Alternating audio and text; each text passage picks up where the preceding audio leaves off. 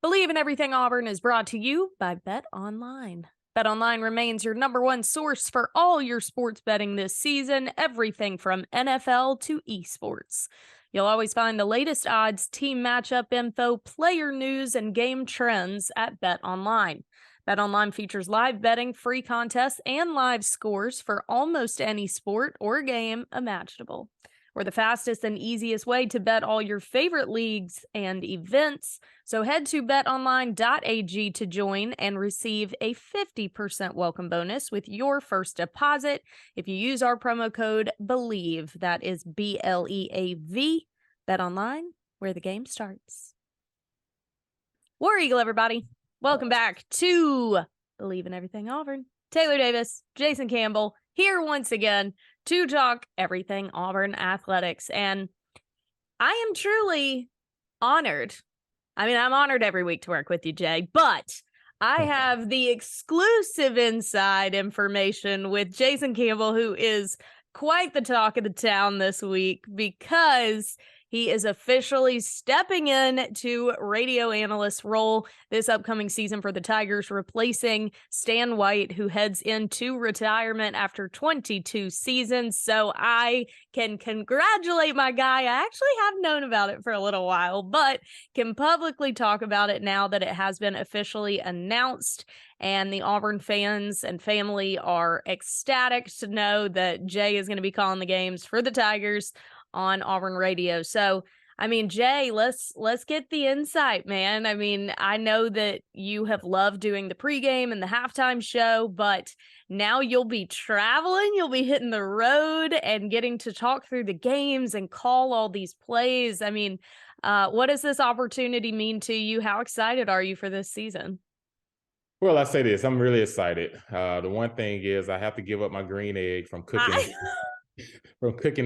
on a good fall Saturday. I'm trading in for the booth, but right. I look forward to it. I get a chance to work alongside Andy Burcham, who's been doing a tremendous job, the voice of the Auburn Tigers. I also, replacing the guy who's done a tremendous job for years. Stan White is a guy that played at Auburn, led an undefeated season in 1993 and has been doing it for 22 years. And, some pretty big shoes to fill for someone who's been doing it for that long. But it almost seemed like it's a quarterback's, torch, but they've been grooming me for it for a while. I believe just doing the pregame and doing the halftime report. But to me, it was an easy step. Just because of the fact that it's Auburn. I've had some TV opportunities. I've had some chances to go and do cover games from a TV analyst perspective. But to me, it just feels different that I get a chance to do a radio broadcast for Auburn. And you love Auburn, you enjoy it. I'm able to be around the program. I know a lot of the guys personally from some of the NIL work that I do with them. And so it just makes it a surreal moment to be in the booth with the guys that there's no chemistry change. We built this thing for the last 6-7 years. So it's not like, there's chemistry change. It's just me moving up to the color analyst and then someone probably filling into my spot of what I used to do. And then, just finding that whole rhythm all over again. But I'm excited to see what this fall brings. I would be more excited on game day when I'm actually calling. Before, this is probably the closest you're going to get to ever suiting back up, playing ball again, and don't have to worry about getting hit. I get to, talk about it and, and not worry about having to deal with all the other stuff that comes with actually playing the quarterback position. Yeah, you'll probably feel better the next day than you did after suiting up to play. But it was a no-brainer. I know that your colleagues have said that as well, that it was kind of a unanimous decision for everybody, and it's such a good fit for you. And I haven't even teased what the second half of this episode is. I just jumped right in, but we are actually going to have Stan White. He joined us a little bit earlier today to discuss the handing of the torch and talk about some of his favorite memories in the booth, amazing moments he's had, plays he's called, including some of Jason's when Jay was quarterback. So really special to kind of hear it from Stan's perspective as well with all of his experience, and then kind of hear how you're kind of approaching this whole thing and what you're anticipating with this new role. But he does say, that it was unanimous and it was the obvious fit. And I think that the Auburn fans would totally agree with that as well, just given how closely you've stayed to the program, obviously your NIL involvement now, and all of your work, the podcast and television stuff that you've done, it's just led to this, and it feels like the perfect fit and the perfect opportunity. Does it feel like for you that this not only is the right situation, but it's the right time for you? Yeah, most definitely. Stan and I talk about this. His kid, he has one that's going into high school, he has a middle school, an elementary kid, and Yeah. then you look at it for me, it's the right timing because there's a new coach. We got new facilities. This is a new wave of football, that's transpiring, and a lot of things that these guys are doing now. I got a chance to experience the latter part of my years in the NFL with all the RPO games. So you get a chance to talk about a lot of it on air. You get a chance to break down a lot of insights of the game, from my own personal experience and personal levels. But at the same time, make no means about it. Stan was really tremendous at breaking cardboards and everything else. I'm going to talk to him about. I told him, I said, if I ever get that far, y'all come get me.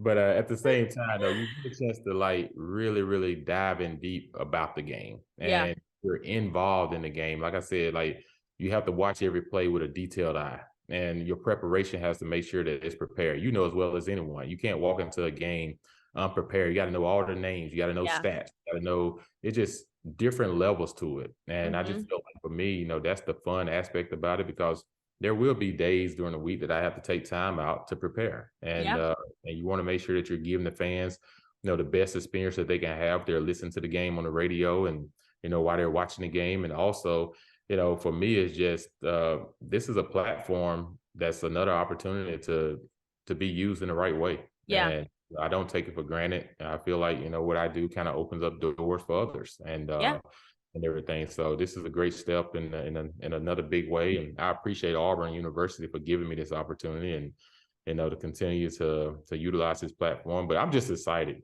This is going to be a really good year because this is talking season. And right now, everyone's like, who's this and who's going to be playing where and who's all the transfer guys we brought in. So everyone's want to be intrigued about all the things that happened on the Plains, where last year it was total opposite. If you reverse this thing back to last season, it was all about, is coach going to be coaching? It was just a nightmare that we're not going to revisit. But at the same time, there's a lot of newness, but there's also, it's tough to watch Stan go, but he won't be gone long. He'll be around somewhere in the booth trying to mess with Andy and myself. I'm pretty sure a couple early games in the year. Sure. Just to kind of scratch the itch a little bit. Yeah. It's easier said than done to fully step away from it, I would imagine. So, but Stan will explain in the second half of the episode kind of what's taking the place of that passion project for him, because certainly you can retire from work, but if you're passionate about it, you do kind of feel that void a little bit. So he talks about what's next and kind of what all went into this decision. So make sure you stick around for that interview with him. Really insightful. And Jay will talk a little bit more about his opportunity as well. But your debut will be A-Day, right?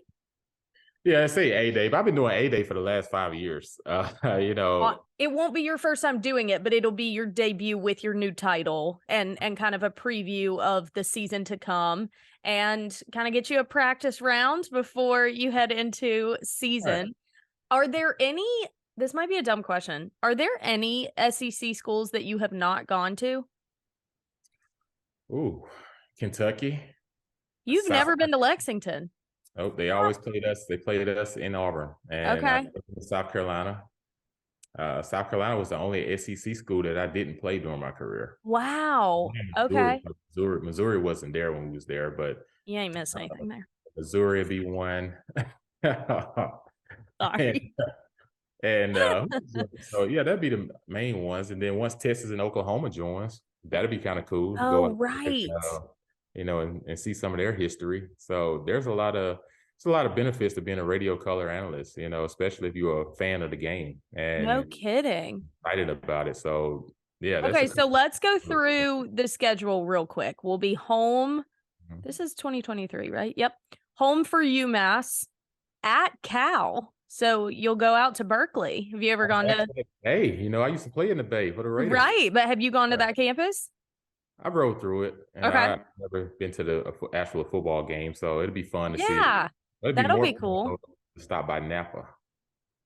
Now that I'm gonna find my way out there for that. Yeah, you right on that.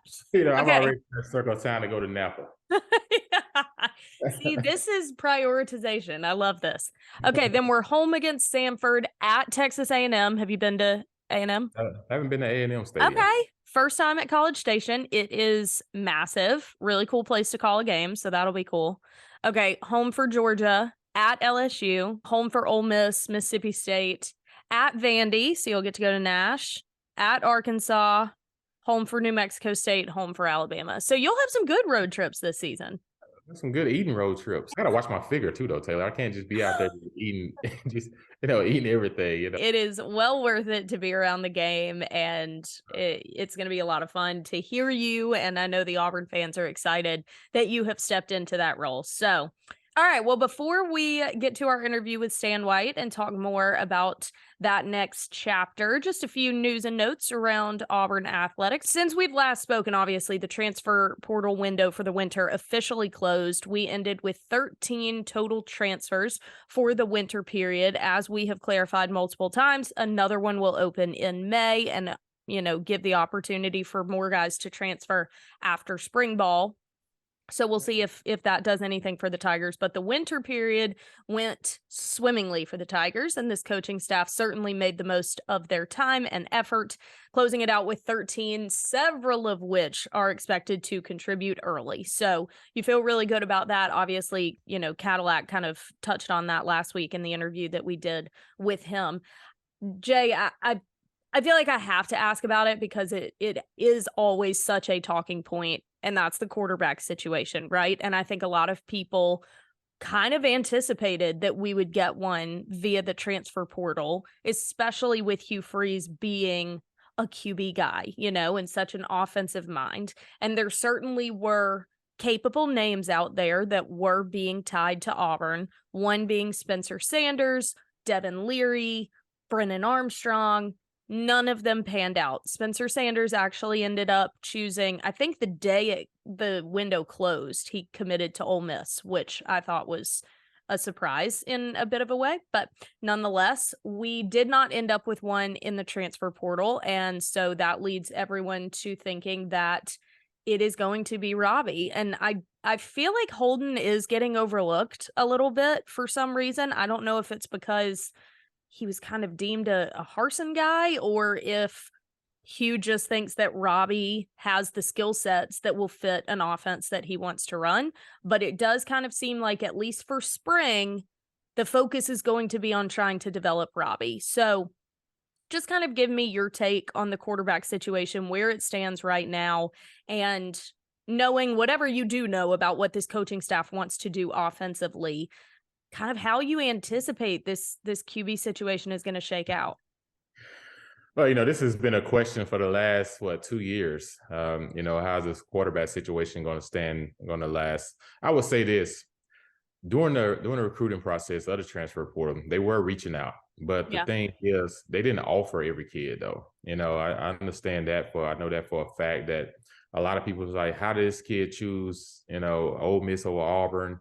But at the end of it, Coach Freeze is going to do his due diligence and make sure that the relationship is there. And he's going to make sure, like, hey, what I have in my room, if I'm going to bring someone in, it has to be a dramatic difference, to make sure that we're going to do that. And I feel like he looked at the transfer portal and just got to a point where I said, I think they just like, hey, we got offensive linemen that we needed to go get. We got, another big receiver in Nick Martner. And I think we got a guy that if we can develop him in the passing game, then I think it will help us that we can still win now. And I think he looks at Robbie and says, hey, the guy has things you can't coach. He can elude the pocket. He can run. He has speed, and he can get you out of a bad situation if the pocket breaks down.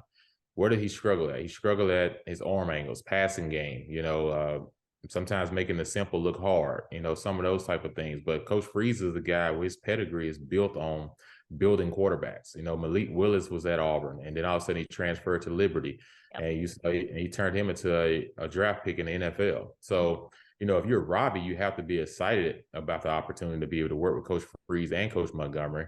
and that's the offense coordinator. And then, but Holden is a guy that kind of is in a good situation because there's no pressure. Yeah. He was a guy that was redshirted last year. Everyone's talking about Robbie because let's be honest, Robbie was the only one that was left last year. TJ was out. True. Calzada never suited up to play. And, Holden was a young guy, fresh out of high school. And they didn't want to put him in a situation with a lot of things that were going on. So Robbie really benefited from having an opportunity to get a lot of experience because, yes, this would be his fourth year and this would be his fourth year in college, but it's only his second year of getting real game-like experience. So, that's something that he was able to benefit from last year. And if he can take that into the spring and stay focused on like being coachable and being a sponge to everything the coach is trying to teach them. And there's some hiccups sometimes when you're trying to change a habit. Robbie was a baseball player. And that's why you see some of his angles look that way. He played baseball and he was a really good baseball player as well. And, he chose football over that. So it takes time to get that bad habit, out of guys that throw the baseball a lot. So, it's a work in progress, but it's one that can be done. I think with Holden, everyone that I talk to, they ravage about Holden's passing ability. They talk about, his pocket awareness and different things like that. And they feel like this kid can be really good with experience and with an opportunity to continue to grow. So, I think it is going to still be a competition. Like I said, you take it one day at a time. But I think the good thing about this is we got 3 of the top offensive linemen in transfer portal Auburn signed. And, that's huge. And then everyone forgot about the center that we got, Avery Jones, as well, that was committed to Illinois. Then all of a sudden he came to Auburn. So that's four. That's 4 guys. So you got a big time center, which makes a lot of the calls for an offense that's still trying to develop their quarterbacks. And then you got a tackle, a right tackle, a left tackle, and you still got guards. So we have a really good offensive line that's built for this season. And the run game, Jarquez is really good. And then you bring in a Brian Batty, but you also have Damari Austin there. And then, Jeremiah Cobb's supposed to be coming to Auburn hopefully as well too. So you have guys in that room that can make plays and help us score points and put points on the board. So this is going to be an intriguing season because I just go through it really quick. Look at the defensive side of the ball. We lose Kobe. We lose Derek Hall. We lose Owen Papo. But what we go out and get? We go out and get Mosaic Kite from Maryland. Go out and get Lawrence Johnson from Purdue. You go out and get Austin Keys at the linebacker position from Ole Miss. You get DeMario Tolan from LSU, the linebacker. Then you get Elijah McAllister, the DN from Vanderbilt. And then you get the big guy, Justin Rogers from Kentucky. So you went out and you loaded back up on the defensive side of the ball, but then your biggest recruits were DJ James and Nehemiah Pritchett. You get both of your starting corners back. So there's so much to be looking forward in 2023 for this football season with so much excitement around this team. And, I'm just excited to be a part of it and be able to call it from the booth.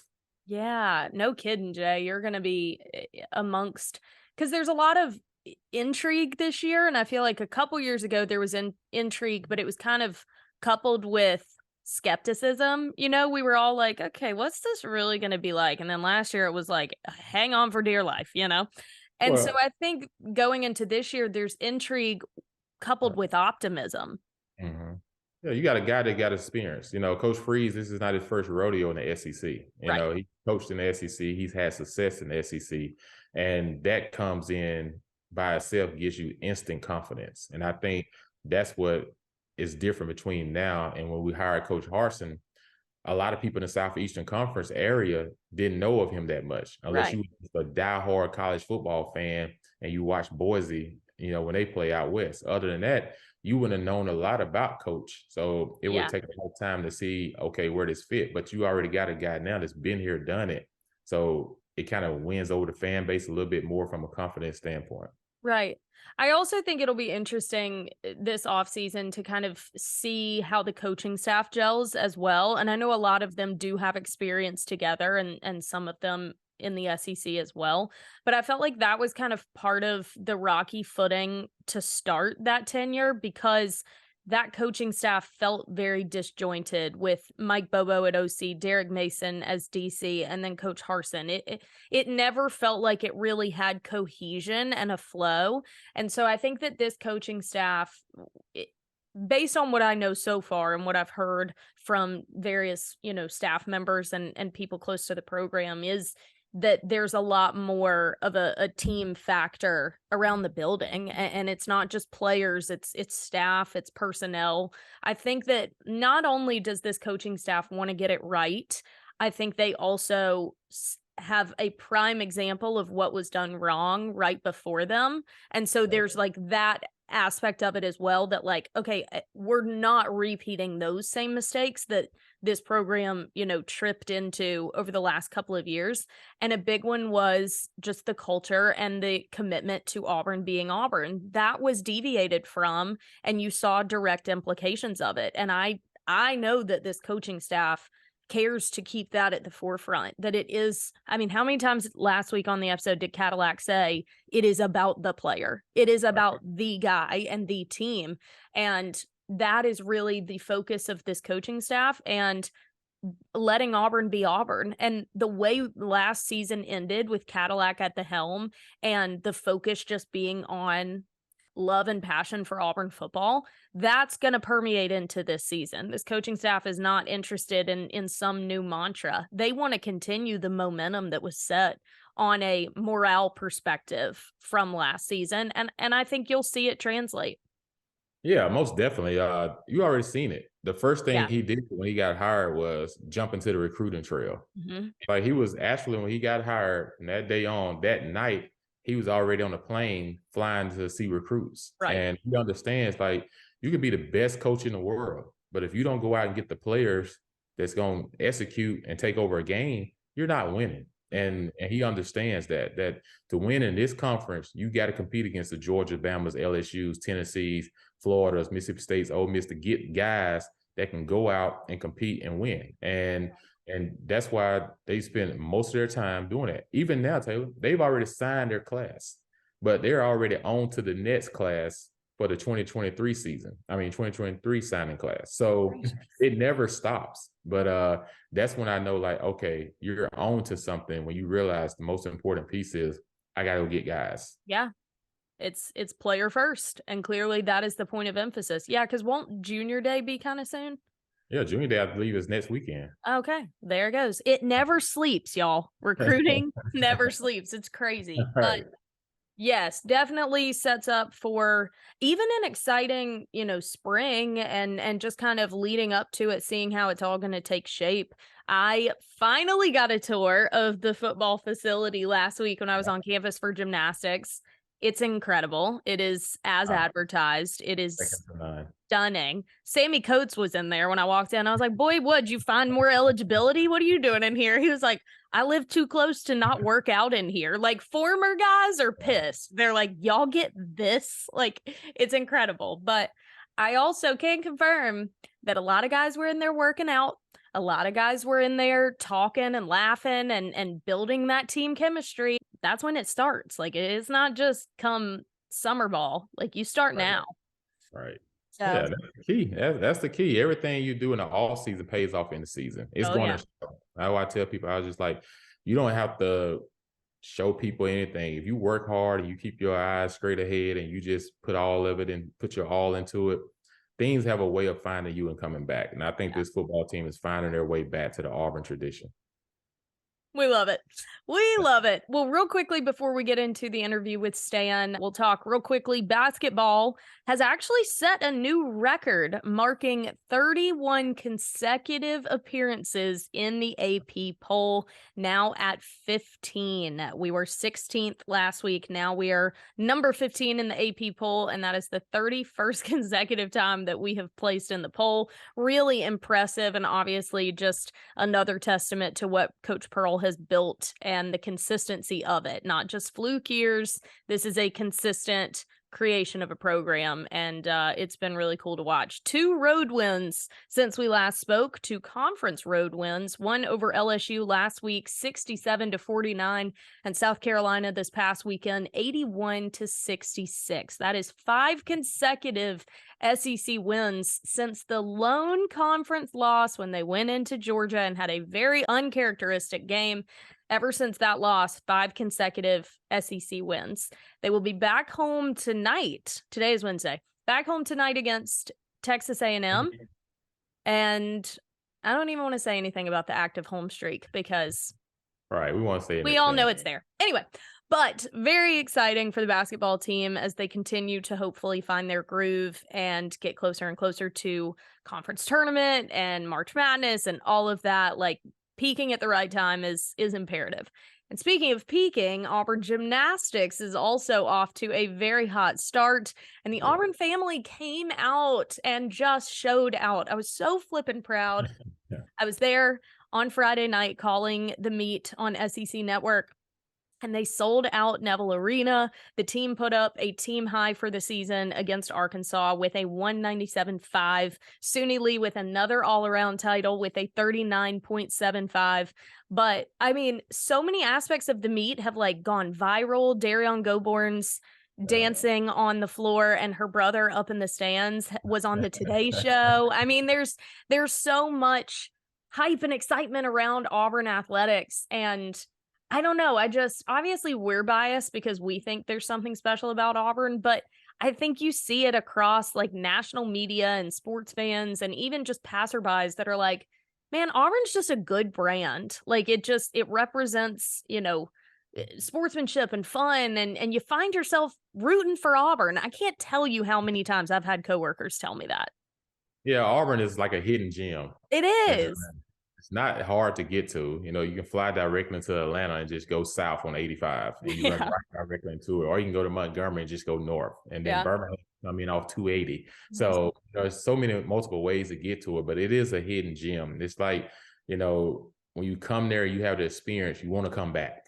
Yeah. 'Cause you didn't get a chance to see all of it that one time. I've had many friends that come to games and say, man, this is fun. They enjoy it and they want to come back. So, that's what makes Auburn Auburn. And you hear people all around the world saying War Eagle, War Eagle, War Eagle, and everything. I even had some people in DC that used to say War Eagle, and a lot of people calling and congratulating, and they say War Eagle at the end. So I love it. It's unique. Even though Yeah. people are not gonna say we got two mascots. No, we don't have two mascots. Our mascot is So Tigers. dumb. I said that's just how we speak to each other. War Eagles, our battle cry. Exactly. How we speak to each other. So, just a little tidbit information. For everybody. If I had $1 for every time I got asked that, and it's annoying every time. It's never funny. It's just annoying every time. But nonetheless, very exciting stuff for both the basketball team, the gymnastics team, and more to come as we get closer to baseball season and obviously spring ball for football. And who better to break all of that down for us than Jay Cam himself? Once again, Jay, so excited for you in your new role, and we'll be listening intently this season. But let's go ahead and bring in your predecessor, who is going to be handing the torch to you, and get Stan White in here to talk a little bit about his experience all those years. Jason and I are thrilled to welcome in Auburn great, Jay's predecessor now, Stan White. War Eagle Stan, thank you so much for joining us. And of course, congratulations on retirement and the big announcement. Oh, well, thank you very much, Taylor. Thank you guys for having me, Jason and Taylor. Of course, we do have, 3 generations of Auburn people here. And my decade obviously goes back the furthest, back in the 90s. But yeah, thank you so much. And, I use that word loosely, retirement. I think I'm doing more now than I did, the previous 22 years doing the broadcast. That was my excuse to get away. Yeah. But yeah, thank you for having me. Well, we are definitely excited. And I know that Jason, obviously the announcement coming out this week and everyone now being aware, but I mean, this obviously is something that you guys have been talking about and kind of working your way to. So, Jason, you just jump right in, man, and talk to us a little bit about your experience working with Stan and now what it means to you to kind of be taking the baton from him. Well, it's kind of like the Heisman Trophy, Taylor. When you think about it, like the Heisman Trophy has become the quarterback award. The color analyst role has kind of become the quarterback's It's true. job. So, Stan and Andy both came to me pretty close to the last game, our last home game, and asked me to take over the color analyst role. Stan was going to step away and spend some time with his family and his kids, and create some memories during the fall with them. And I told him, I said, I wanted to think about it. And they said, no, we don't need you to think about it. We kind of just go ahead and kind of, take on the role. It's been an overwhelming choice here in the Auburn network that everyone wants you to be the guy. And let's be honest, they kind of been grooming me for it for the last 6 years. I've been in the booth with Stan and Andy and, and Brad Law and everyone and Ronnie. So I've had an opportunity to be a part of the family for 6 years. I've had an opportunity to learn and mentor, understand. I've had a chance to travel with them on away games and see how they do things when they travel. So it's been a great opportunity, and I don't take it for granted. And the fact that they wanted me to take over the job really made it more surreal, because anytime your peers that you work with on a weekly basis, all want you to do something, it's very encouraging. Yeah. And it's very satisfying to be able to take that role. Well, Stan, has it really set in for you yet that you've called your last game? I mean, I assume you were preparing for this, but now, passing the torch to Jay and knowing that next football season will look very different for you than it has for the past 22 seasons. I mean, how's it feel for you so far? Yeah, I'm very much at peace with the decision, and I knew it was time. I still have the passion. I love calling games. I love traveling with the squad. That's what I'll miss more than anything. And you've been in your business, that. I mean, when you have your Friday nights together with your crew, whether it be in dinner in Baton Rouge or, in Knoxville, Fayetteville, or wherever you go, that's the kind of memories I'll miss. And as the season gets closer, I'll probably get a little antsy about, hey, okay, it's time for me to go study some depth charts and so forth. But ultimately, like Smooth was talking about, I looked at, I have a freshman in high school now. Okay. I have a middle schooler and I have an elementary schooler. I got a bit of a late start at my age, but I started thinking a couple of years ago that, I don't want in 5 or 6 years down the road, my maybe freshman in college saying, Dad, this is the first time we've been to a football game at Auburn together. Yeah. And because I've never been to a football game with my 15-year-old, my 13-year-old, or my 10-year-old. Wow. And I've never had a chance to experience that. So that's one thing that kind of nailed it for me.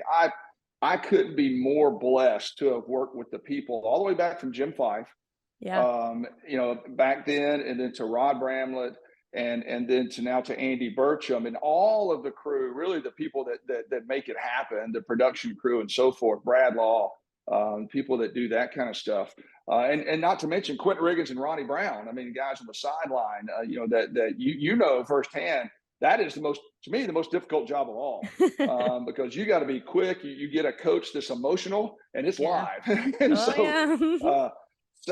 but I could not have, and I'm appreciative of Andy and the network crew of allowing me to have a little input on this, and I couldn't have chosen a better predecessor or better successor of that. And dating back to J. Kim is the fourth analyst in 43 years. Pat Sullivan did it in the early 80s, and then of course Charlie Trotman before me, and then me, and actually I did 2 years on TV with the old College Sports South, 24, 25 years ago.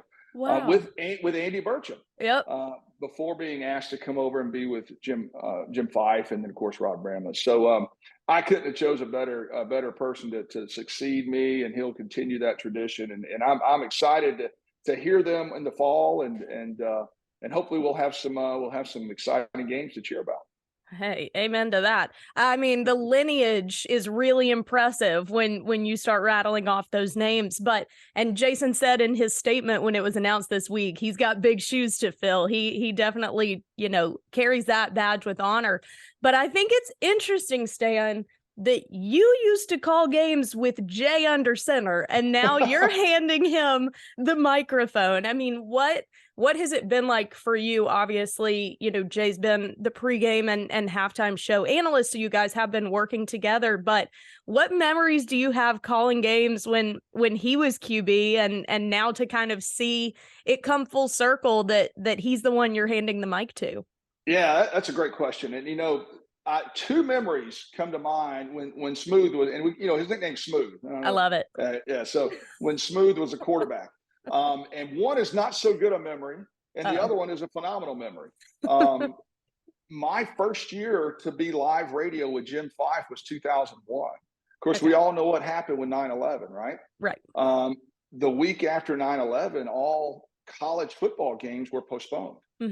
So the very first game back was going to Syracuse, New York, to play Syracuse, and Dwight Freeney, defensive end. I mean, and let me tell you, now it wasn't a great memory for Jason, because I think they sacked him 3 or 4 times.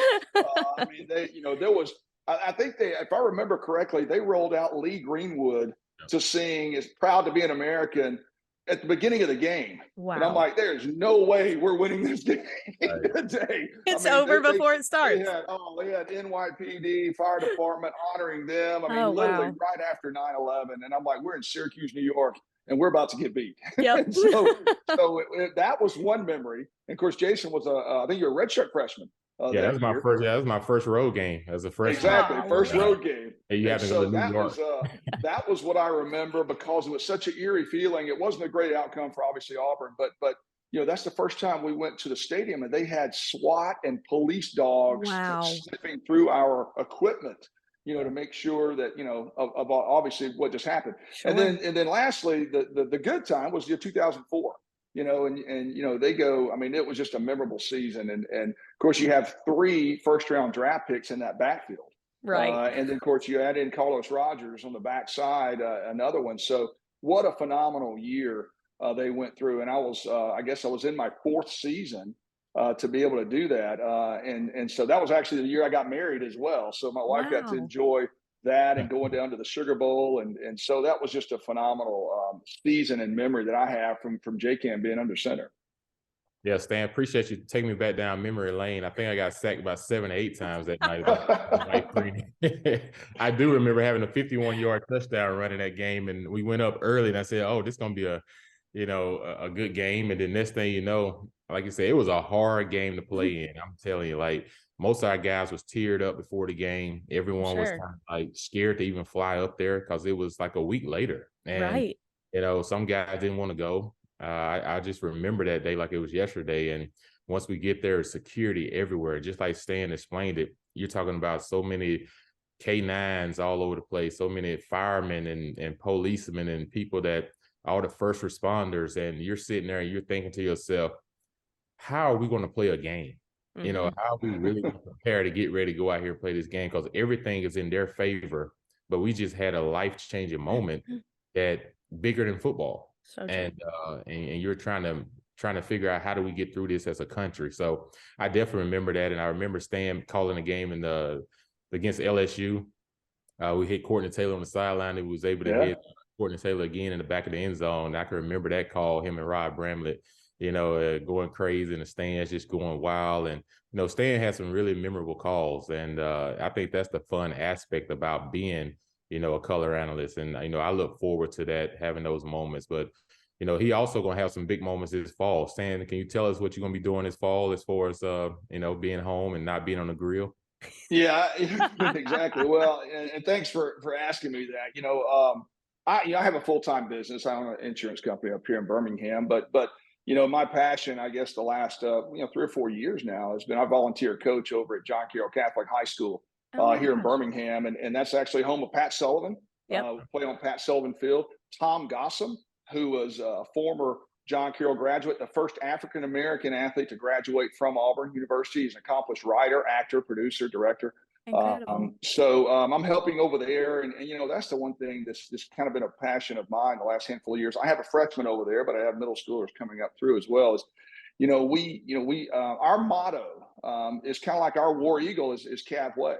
And Cav Way stands for commitment, attitude, and valor. And that's the one thing. We want to be the #1 character development program in our athletic department. And the scoreboard is going to take care of itself if that happens. And so that's kind of been a passion of ours. And that's, Cav Way is our Roll Tide or our War Eagle or our Go Dogs. I mean, that's our motto, and that's what we say. And we truly believe in it. And we're seeing the results. We're gonna consistently become a competitive football program and athletic program, and we are. We have Ronald Steele as our athletic director, former All-American basketball player at Alabama, and he's our athletic director, basketball coach. And then we have, of course, Will Mara as our head football coach, a younger guy, graduate from there. And so doing a lot of good things over there. That's been a passion of mine. I think I spend more time thinking about that and game plans and so forth over that than I do my real job. But I really enjoy it, and I'm just thrilled to be over there and helping out, and we're about to really start moving the needle over there, so to speak. That's incredible. You guys can't get away from the game. I'm noticing a pattern, but I can definitely resonate with that. I think you also mentioning, you're going to get the chance to go to games, with your family and experience game day in the fall. And I tell Jay all the time, it's kind of a, catch-22 when you work in sports, because we all love it so much. So it's like, oh my gosh, my job, puts me around the game. Incredible. But the flip side of that is you never get to experience it as a fan or with the tailgating and with, being in the stands and experience kind of the gravity of a game as a fan. And so you getting the opportunity to now do that will be incredible. But you've called over 250 games. Is that correct? Yeah, I think it was I think the Alabama game, the Iron Bowl, I think was 283, I believe. Insane. I know 283 straight weekends. So yeah, it's you mentioned you just said a minute ago, oh my gosh. Well, that was actually what I was most famous for of all my calls. Do you know the story behind that play? I don't know if you do, Taylor. Let's hear knows the story. Let's hear it. I've been very blessed to be a part of some memorable calls, from the prayer and Jordan Hare, the cam back. A lot of, even when Smooth and those guys in 04, a lot of calls, but I guess the kick six has got to be the top call, maybe the most remembered play maybe in college football modern history. I would say so. And I was fortunate enough to be on the radio calling that, and Ryan Bramlett just, he nailed it. He nailed it. But as that play was starting to unfold, our engineer, who stands right behind me in the booth at that time, Chris Davis takes the ball around left end, and you could tell he got one block, he got two blocking. When he got about to midfield, everybody was like about to go, just like you said, oh my. So as soon as Rod Bramlett goes, there goes Davis, and you hear me going, oh my gosh, and you hear me continuing, and I'm slowly going down my volume because our engineer kind of saw me and our spotter, Bo Benton, at the time about to lose it, because we were standing and I was yelling, oh my gosh, and he did he earned his keep that day. He was slowly turning my volume down so I did not butcher the call that Rod Bramlett was making, because we all know in this business that the play-by-play, you don't need two people talking over each other. And I got that in. And it's funny you mentioned that, because not long after that call, Gus Malzahn comes up to me and he goes, hey, oh my gosh. and so that's what kind of I became known for. And in fact, I gave the commencement speech at Auburn's graduation that winter. And I kind of broke it down. I did too. Chris Davis happened to be graduating in that class. And I kind of dissected the play within my speech. Oh, cool. And so, I try not to make it about football, because it's a commencement speech. Sure. But how could you not? Those kids had just gone through one of the most memorable times they'll ever think about in sports, being a fan or a player. And so I had to kind of dissect that play. But that is a true story. That Patrick Tisdale, our engineer, deserves all the credit for me not tearing that call up and it becoming iconic, because I was about to just jump in right over Rod. Everyone lost full control of themselves in that moment, so not surprising. But I would say that your background adds the oh my gosh added to the iconic nature of that call too, because you kind of encapsulated how we all felt in that moment. That's what everyone was. Oh my gosh. Oh my gosh. Oh my, I was in the stands. That was my senior year. And I remember when he started running, everyone was like, is it, can you do that? Like, there was a bit of confusion along with holy cow. That's the only way you could describe the emotion. So you being in the background, having it sink in the way it was sinking in for all of us. And then Rod's kind of explanation, but also excitement. That call will go down in history. It's incredible. And I think that like you said, now Jason is going to get the opportunity, to have those moments and those calls and those historic games. So I'm sure y'all have talked a lot about this, but what advice do you pass on to Jason as he takes the torch? And then Jay, after that, what is kind of your mindset behind, this new role? What do you think, makes a good call in games like this? I would love to hear both of your perspectives as you're kind of sending him into the next phase.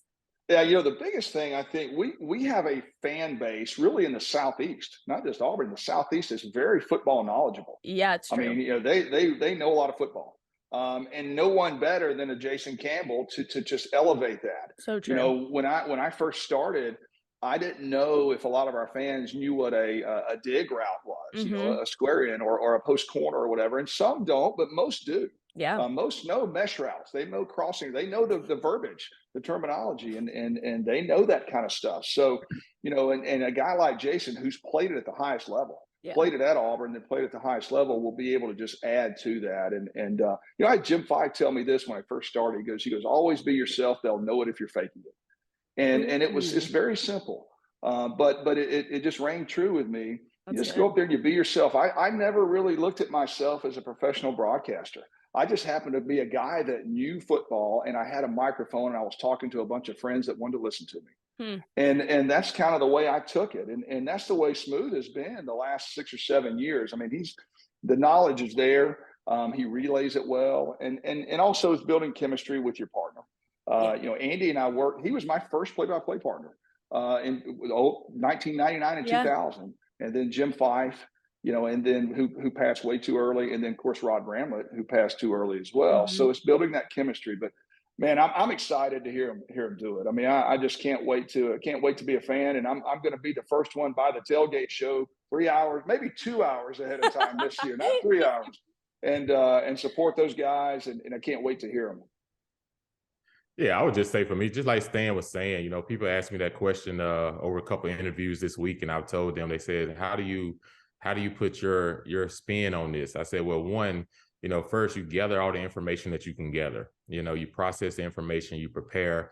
But once you're in the booth, it's just like Stan knows, when you're on the football field as a quarterback, you can't implement someone else. You have to play your game. And I think it's the same way once you get into the booth.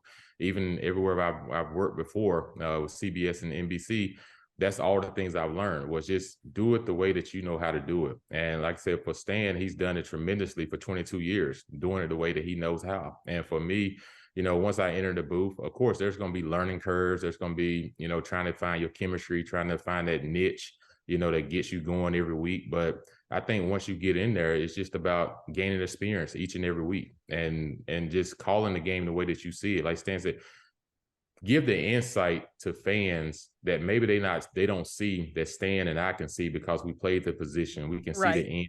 Sometimes anticipating certain plays or certain situations, what you think the team should do in this situation, just because we've been through so many practices, so many games that you can relate to what's happening on the field between timeouts. What are the coaches discussing?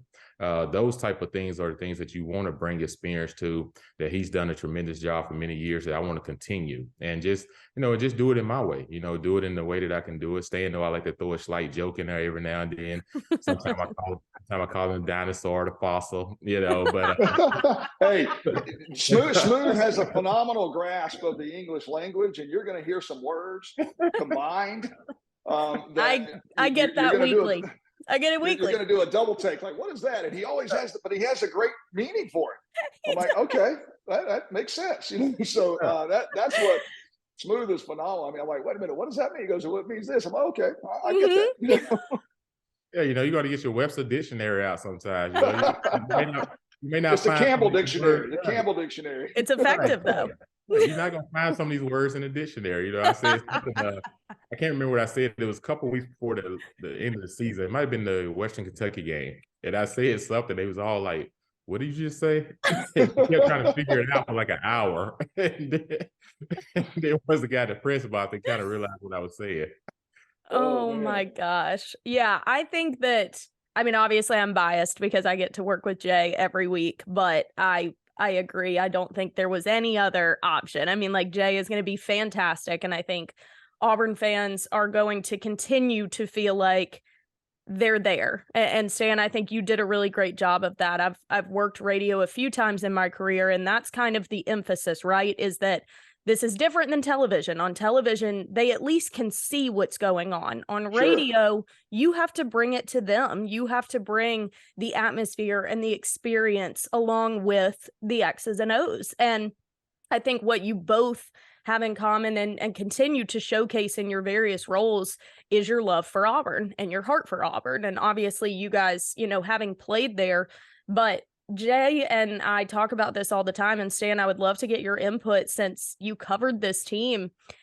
Their team is like different, I mean, obviously what they accomplished in that undefeated season and whatnot, but you've got Jay staying involved with radio and obviously now taking on this role. You've got Cadillac on staff. You've got Ronnie down on the sidelines.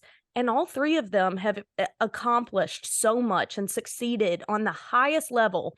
And they still choose to come back to their roots. And I think that that's a theme in Auburn alum, but that team in particular, something about it. Talk to me a little bit about covering that team and how you've seen it kind of translate into their roles all these years later. Well, they're the example of what we call the Auburn family. Mm-hmm. And that, and being a graduate of Auburn, but like you said, you got guys like RB, who's been, I should know this. I should have done my homework. I don't know how many years. He's been at least 5, 6, 7, 8 years or something like that. Quentin and I used to room together on the road. That's another story for a different day. But you got J Cam, who came in 2016, been with us 6 or 8 years now and taking this role. And of course, Caddy coming back and what a phenomenal job he did the last 4 games, I guess, this year, galvanizing the fan base. Mm-hmm. It was a fan base that was just down and really just didn't have any kind of confidence, and he just galvanized that fan base.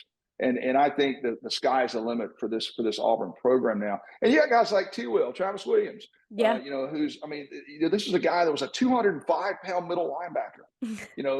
Jay Cam outweighed about 30 pounds, probably 40 now. But yeah, this is a team that was so special. Al Borges was that his first year, Smooth, to be the offensive coordinator? That's his first year. First year to be that. And what people forget is the 2003 year was expected to be Auburn's year. Yeah. That was the year they were ranked top 2 in the nation. And of course, Southern Cal had something to do with that the very first week. Go down to Auburn and put a whipping on us down there. And we kind of limped to an 8-5, I believe, year, if I'm not mistaken. But then the 2004 year was a little bit like that 2010 year, where, it was a second-year head coach. You had a first-year offensive coordinator, maybe second-year offensive coordinator in Gus. And so it was very similar, but no one expected as much from the 2004 because of the disappointment in 2003. Now, you finished 2003 with a great win against Alabama, but top 5 preseason rankings. So that 2004 bunch was just a special bunch. You got Courtney, who you talked about at receiver. You had a top 10 defense. Of course, you had 3 first-round draft picks on offense. You had a first-round on defense. So you had all the pieces in place. They just needed to have some good things happen for them. And you win a close game against LSU. There was some close ones this year. In fact, the second game against Tennessee in the championship was a close one. Then you had a close one against Virginia Tech, even in the Sugar Bowl. So, but that's to me. I mean, 93, my senior year, we were awarded a national champion by a few different foundations. But if I'm being honest, that 2004 bunch, I'm like, I don't know if you put us head to head against each other, I'm going to be biased and say our 93 team would beat them. But in reality, I'm not sure. I don't know. I mean, we did have James Bostic, Stephen Davis. We had some great running backs, Frank Sanders. Yeah. But I'm going to tell you what, that 2004 bunch, man, they were a good bunch. I mean, they were really good. They were the best. To me, biased again, 2004 bunch deserves a national championship, especially what happened at a later date, with Southern Cal being stripped. I mean, they were a great football team. Standing real quickly, thinking about this, the 2023 season coming up. Auburn has finished very high in the transfer portal. Some people got us ranked 1, some got us ranked number 2. Either way, it's a great success. When you think about the recruiting class jumping from ranked in the 60s from the time Freeze got hired to now being top 15, what are some of the things you can expect from Coach Freeze and the staff moving forward and this season? Well, I'm thoroughly excited about where this program is. First of all, your facilities are second to none now. Right. I think Auburn lacked in a football-only facility for several years, got behind in that game a little bit, and now there's no excuse there. I mean, they got one of the best in America, if not the best. Your fan base is so passionate. They're ready. They're starving to get back to where they're competing every year for a conference championship. And I think they got the right guy to do it. I think Hugh Freeze is going to do a great job. He's obviously an innovator when it comes to the offensive. He's been successful at every level he's been in. And so I'm excited to see what his spin is on this offense and the development of the quarterback position. We know more now than ever at most levels, all levels, if you've got a really good quarterback that grasps the system and plays within their system, you got a chance to compete at a high level. And that's the way the game is designed these days. Now, you got to have great surrounding parts. I mean, you got to have a great offensive line, running backs, receivers. But you've got to have that experience at quarterback, and that's where it's got to start.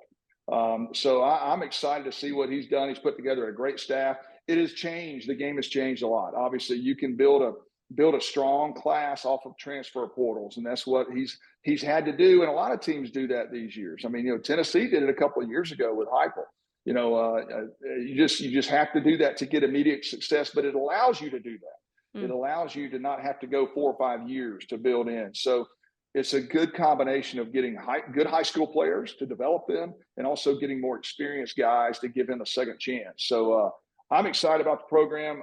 Can't wait to watch them next fall. And I think Auburn should be expecting to compete every year. Does that mean we're going to be in the SEC championship? No, but I think they should be in late October, early November. They should be in position to compete for a SEC West every year. Doesn't mean they're going to win it. Right. I'm just saying they should be in that position. I think that's what they expect. I couldn't agree more with all of that. Now with added resources and how aggressive they've been in the portal, it really sets you up with a lot of optimism for the season. So you will get the chance to watch it. You said that, watch it. You will get to be a fan and enjoy the games this season as you so deserve. 22 seasons, just an incredible career, Stan. Thank you for everything that you did, the iconic calls, the wonderful memories. We've all been so lucky to hear you, and now we will also be lucky to have Jay behind the mic as well. So thank you so much for everything, Stan. Congratulations again, and War Eagle, enjoy the season. Well, Taylor, I appreciate what you do, and I'll let Smooth end it. But Taylor, I appreciate what you do. I mean, you're doing Auburn proud. Thank you. And so every time we're able to see you and watch you doing what you do. Man, Auburn family is strong, so we're proud of you. Thank you very much. I would like to say this, Taylor. You don't know this, but Stan broke many boards across the SEC. So I'm glad he owns an insurance company because he's probably behind many times to have to go fit some of these boards that he's broken. My spotting boards are not safe when I'm around. Oh dear, they're not very safe. Spotting boards aren't safe. You got to carry 2 every game, and I just hope that he doesn't break the TV at the house and his wife have to put him out because he's watching the game now at home. And I don't want him to have a reaction and throw something at the TV if it's something he doesn't like. My kids may want me to go back to being in the booth after this coming year. Actually, Dad, go back. Yeah, I'm just hoping that they understand safeguards when the season starts. Exactly. Because this is going to be a new experience for him. And so we look forward to it, though. I'm pretty sure he'll come on campus for a game or two and say hello. But I look forward to him spending that time and creating those memories with his kids because that's something you never get back. Definitely. And he's done Auburn a tremendous honor for many, many years. He's given them a lot of his time and a lot of his family time. And so now it's time for him to give back to where it means the most, and that's in his house. And like to respect all his accolades and everything he's done for Auburn. And I appreciate him for being a great mentor and a helper. And I'm pretty sure I'll be calling along the way for even more questions. But it's been tremendous though. Like you said, the Auburn fan base has been phenomenal, and they're ready to erupt. And hopefully this gives them an opportunity to erupt and get back to getting that spirit that we've always had that kind of started the last 4 games of 2022 season. Yeah. Absolutely. Well, no surprise here. I am ready for season, and after talking to you two, it's even more so. So, fans, thank you so much for listening. Make sure you keep up with Stan and Jay and Auburn football as you always do, and come on back next week for the podcast for more around Auburn athletics. War Eagle, everybody. War Eagle.